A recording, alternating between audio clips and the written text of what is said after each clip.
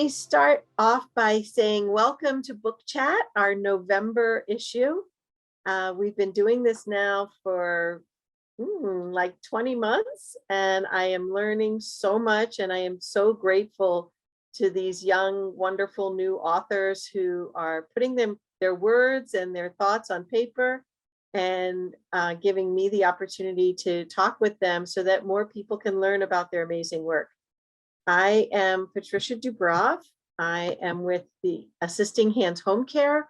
I provide resources and educational information to our community so that we can best serve them with our amazing caregivers who provide personal and companion care. So if you have that kind of issue in your life and you'd like more information, please don't hesitate to call me. I'm available and willing to chat at any old time, except for Thanksgiving, if you don't mind. Plus, it's an emergency. So I wanted to let you know that my background is also in the arts, in the visual arts. I do some writing, but I don't consider myself an author, more of a visual artist. And I came to understand the value of using art as a healing modality. And whether the art be visual, music, dance, writing, creative writing, poetry, all of those things do benefit our well-being, our mental and our physical well-being. And as far as I'm concerned, it's free medicine. I mean, a piece of paper and a pen, and you can have the whole world. You can write, you can draw, you can make sculpture, you can do all sorts of things. So please look into that side of your life as you continue on this path. Steve Lorberbaum, who started Assisting Hands Home Care, is not from the creative world. He is a recovering attorney, but he had the experience with his own parents of not knowing enough about how to care for them as they aged out. And he felt like he could do better. So he started this business 8 years ago, and I joined him 2.5 years ago.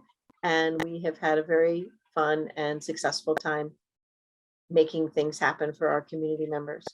So one of the things I'm really proud of is Cafe, which is kind of how I met Hemali. Although I had read one of her chapters in a previous anthology, I didn't realize until now, but we met through Death Cafe because I've been running that every month also since COVID started on Zoom. Opportunity, it's national, meant to help people dying in a just and non-political way. Although this year we did get political. That's us in a nutshell. And now, there we go. We're going to get to introduce Hemali and her newest book, Sacred Death. So Hemali comes from a long line of holistic energy and work in that field. And I wanted to ask you, Hemali, to just tell us a little bit about the connection you have to writing. How did that start? Where did that come from? Have you been a writer since you were a kid, or is that something that you jumped into later in life? Oh, you're on mute. Actually, on the contrary, I was not a good student in terms of regular schoolwork and the grades that I would get. I did do my early studying in India, but I did my college here and I got my master's in physical therapy. But I think around 2016 or 15, I just had this urge while, of course, I started doing my Reiki work and the healing work. I just had that feeling that I need to write a book. And what I wanted to focus was on writing about love, about self-love and this unconditional love. So I just joined last year, I joined an intuitive writing group in 2020. This was online. And that was my first time that I really started writing.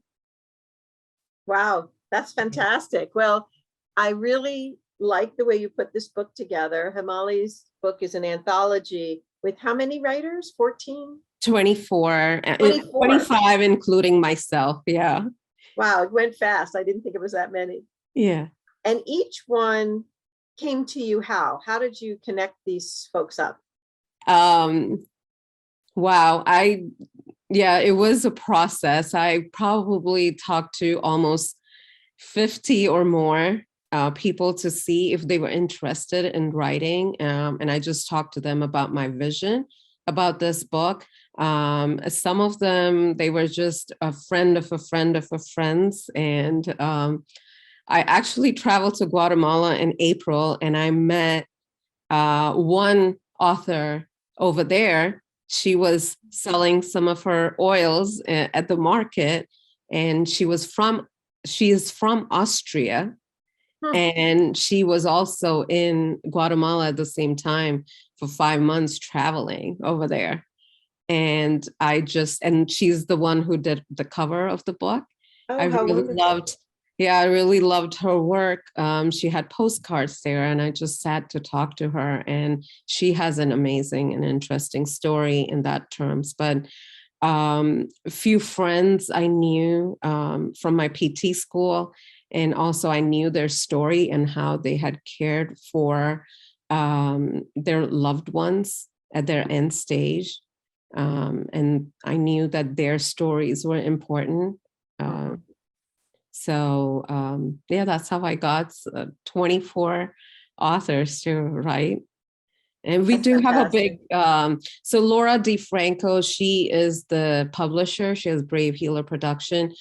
She has a very big group, and she has helped so many authors lead a book or publish their books. And she has many other healers there. And so a few of them came from there too.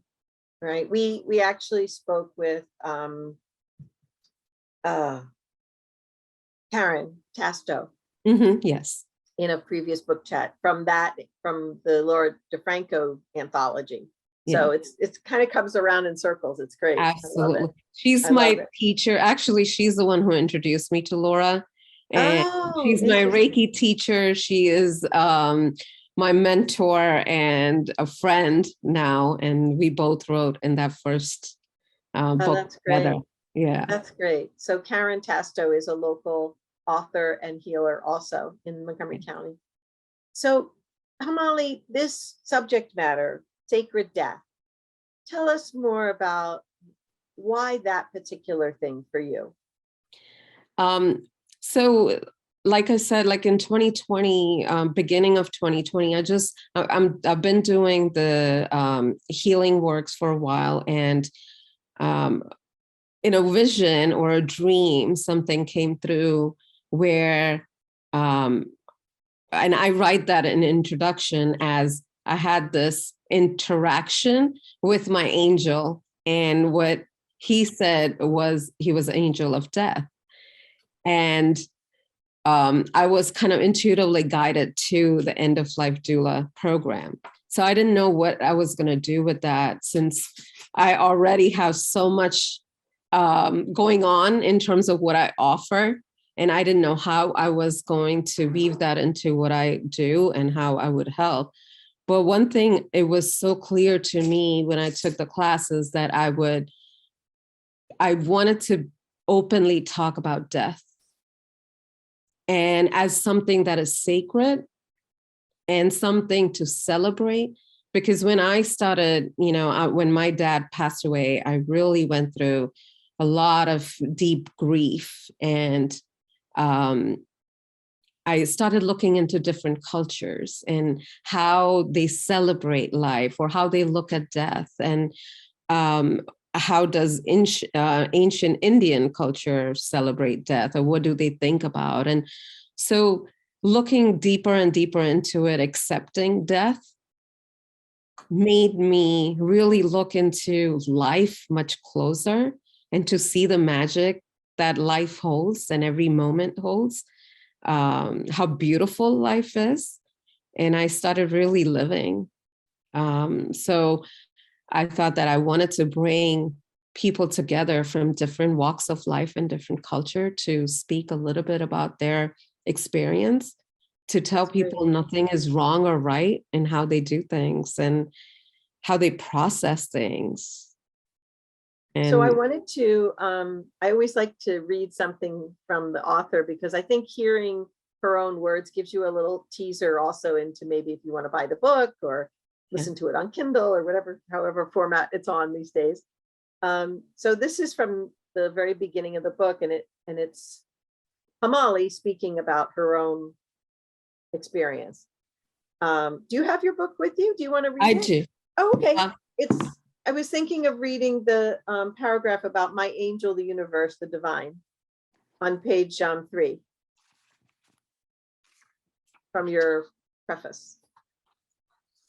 Sorry, we didn't rehearse this introduction rather. Tell me which one. My angel, the universe, the divine was constantly making me see how connected I was. It's From my chapter. from the introduction, page 3, the italic 3, I see the Roman numeral 3. Okay. My angel, the universe, the divine, was constantly making me see how connected I was to death and dying, from childhood and college days, where my first ever English 101 research paper was on euthanasia, how I passionately defended the dignity of the patient, reminded of my curiosity to know what was beyond the door in the hospital rooms where hospice patients and their families were, how I used my dad's transition as an opportunity to dive deep into my pain and suffering, to transform and live an aware and conscious life, and set out on a quest to find my legacy. So I love that paragraph because it really kind of sums up a lot about what Hemali's journey seems to be now, the quest to find her legacy.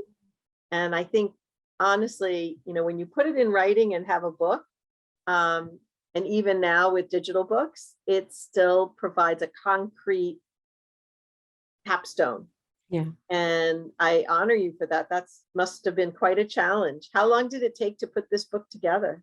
Of course, I had the help of the publisher, the Vora, but I started in end of January, but the process didn't start until May. When I had everybody together. I had 24 authors together by May, and then we were live on Amazon by August 17th. So Wow. we all had about 3-4 weeks to write our chapters.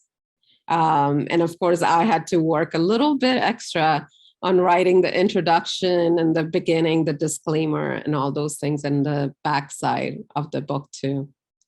And also making sure that the stories held together right. I mean, it's like in the old days, record albums, there was a reason you started at song 1 and went through side A and then did side B and the same thing. Absolutely. Even but I'll tell you, not to cut you off, but I'll tell you that just something about this book, I was just intuitively, all the authors just kind of started working out like who exactly needed to be in this book. And I literally wrote almost 6 to 7 different stories for my chapter because I wanted to give so much information. And then I just had to sit and meditate and kind of let the magic happen.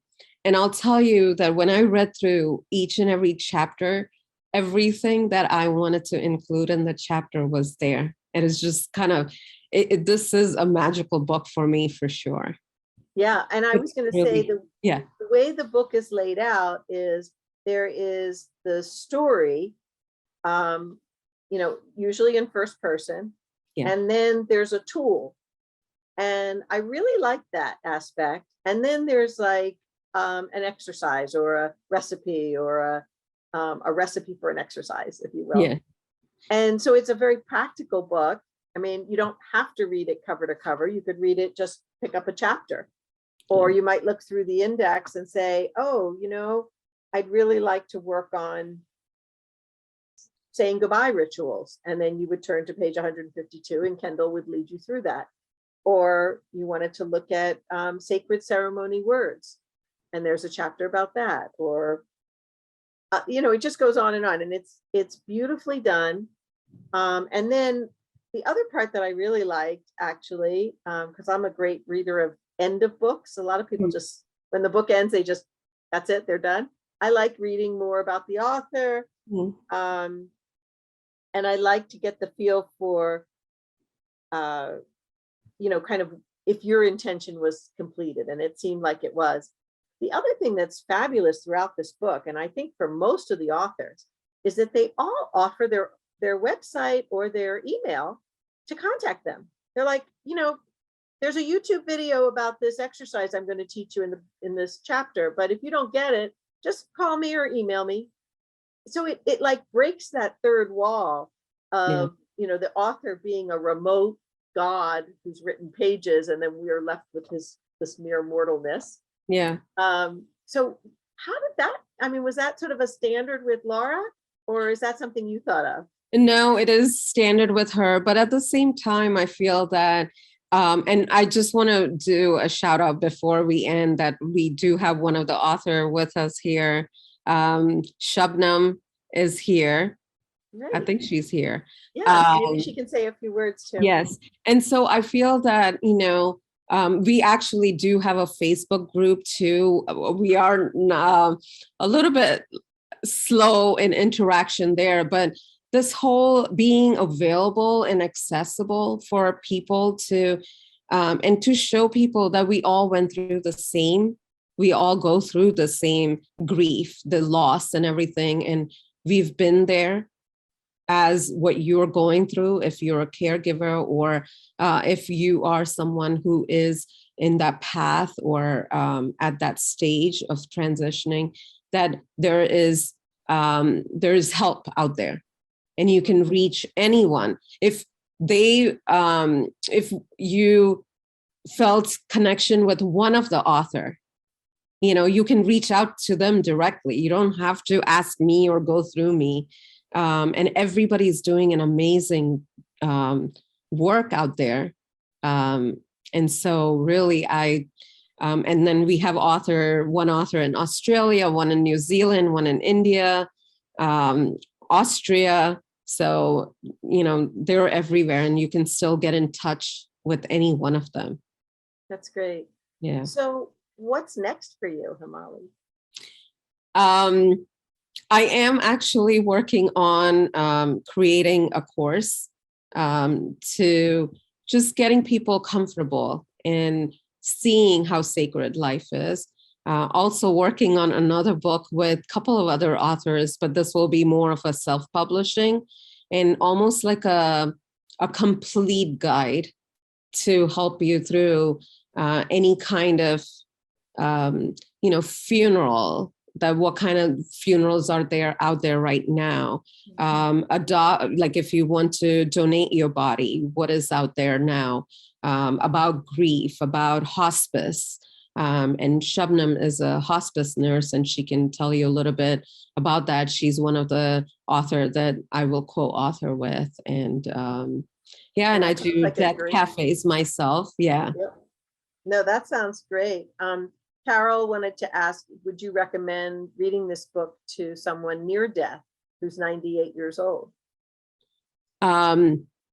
Sure. If I think that, if any chapter that you can connect with, like for instance, the sign, and actually you can talk with them about that. Do you see any signs? I'm trying to see, this is by Sherry Burns. Somewhere. Yeah. Yeah. That was a lovely story. And it's, I'm sorry, I should have. That's okay. Was that the Atlantis Wolf story? Mystical signs, listening and watching for messages from the other side. And that one, you can also read chapter 9 about immortality is your true home.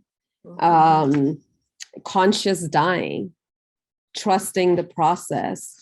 and just piercing the whale, that's Atlantis wolf, but just asking them, do they see anyone? Are any of the family members coming to visit them? And I'm sure they'll have story. Maybe they feel too weird, or they might think that it is strange that this is happening to them. Are there any dreams that they're having, and family member, loved ones that have passed, they're visiting them? Right. Are they seeing angels or light around them? Are they feeling something around them? Also, there's a chapter on touch, and just asking them and holding them, and that would help to read about that. I almost feel like I need 24 book chats just to get through every chapter. It's like that. Let me open it up to the other questions from folks who are attending, and maybe Shabnam, if you'd like to just introduce yourself, and that would be lovely. Welcome. Thank you for your words. Thank you. Did you want me to introduce myself first, or are you going through the questions? Okay. No, you just can do a quick intro. We only have a few minutes left. Yeah, sure. So my name is Shabnam Hashemi. And the Sacred Book, I am chapter 2. And it's a story about my sisters living with cancer. And then she always wanted to live and die on her own terms. And she succeeded to do so. And it's, as Hemali beautifully put, it's about, and I was reading an article this morning, this lady had written that had brain cancer, and says, are we running towards life or running away from death? Which that's one thing I would like to actually be able to convey to people that I work with, because I've been doing Reiki for over 20 years. And I use it in hospice as well, and with my clients. So it was a great opportunity to be a part of this book. And yeah, since you have only a few minutes, I appreciate you giving me the opportunity to say hello. Yeah. Oh no, that's great. I'm looking forward to the co-authoring with Hemali on this next Yes, phase. yeah, that's going to be to help in any way we can. Does anybody else want to ask a question or have a comment? Eleanor, go ahead. I'm Eleanor, really you're in mute, sweetie. there. Congratulations on the book, Hemali. Thank you. I'm interested in the cover design of it because there's a poem that's very inspirational about life and death. And I don't know whether that figured in the design of it or in your text at all. I think it's by Whittier, I'm not sure, by one of the Fireside Poets. But the verse in it that has been set to music, and a lot of people sing it almost as a hymn, is it's about a conch, that creature that keeps building, and it goes, build thee more stately mansions, O my soul, while the swift seasons roll. Let each new mansion, nobler than the last, shut thee from heaven with a dome more vast, till thou at last art free on life's unrolling sea. It's very inspirational, and Wow. it's a beautiful image for the way we live and the way we die, if we with a certain frame of reference. I didn't know whether you knew the poem and whether it figured in the making of it, because it fits so well what take to be your subject, which is how you. Wow, no, I don't know, and I definitely would love to look at the poem. But I just knew about the circle of life and how we keep going on, and it's like with everyone. We're part of nature, and my whole search when my dad passed away, it's like finding that we're in this circle of life and constantly going. And I wanted in that infinity, and I wanted to find a way out of that circle of life. And so my search for that kind of that's what that vision of circle was. And I just gave my vision to the artist and the author, and she came up with beautiful, like the rose means my connection to my dad. And so a few things that I put in there. And then when she put the snake and then there was an eagle or condor, and then there's puma, that's the significance in more of a South America, where they talk about the snake is the underworld and the puma is in this world, and then the condor is up in the sky in the heaven. So it's kind of like bringing again different sense, but I love that poem. Thank you. I will definitely look into that. You can always count on Eleanor for insightfulness. She's got a ton of resources when it comes to literature. I don't have Eleanor, it right handy, but it's called The Chambered Nautilus. You can look it up. Yeah, definitely. Thank you. Jan, did you have anything to share or any questions? Unmute yourself if you want. There you go. No, I don't at this stage. I am very interested in this topic because it is very spiritual and also very necessary for us to look into it. You know, And throughout our lives. Jan is an amazing artist of nature. Mhm. And actually, I just curated a show for her at the Sangamore workspace, Capitol Workspace Mhm. in the shopping center at Sangamore Road. And you might take a look at her images, because that may be great for the next book. That would be a fun connection. Sure. Thank you. I will definitely reach Yeah, out to some her. beautiful imagery. It just and has that ephemeral feel like this one too. Yeah. But it is very interesting that as people age, they give up their work situations and they do go into looking more at art and how to express themselves. Yeah. And it always makes me wonder why. You know, what is it that we're searching for in art? What sort of peace does it give? And something for the soul. It's a really interesting topic. Yeah, I think you'd all really enjoy reading this book. And as Hemali said, it's available on Amazon, of course. Is it in a digital version as well, or is it? It is. Okay, so you Yeah, can get it. Kindle. Okay, Paperback great. or Kindle. Great. Well, I want to thank you all for joining us today. It was a lovely, very swift half hour. I know we could have talked about each chapter for a half an hour, but I want to thank you very much, Hemali, for joining us. I look forward to passing paths again with you. Yes. And Shabnam for being part of this book as well. How lovely. So thank you all. Enjoy your Thanksgiving. I'm so grateful to all of you. And I look forward to seeing you next month for book chat. Thank you. Thank you. Bye, everybody. Bye. Bye.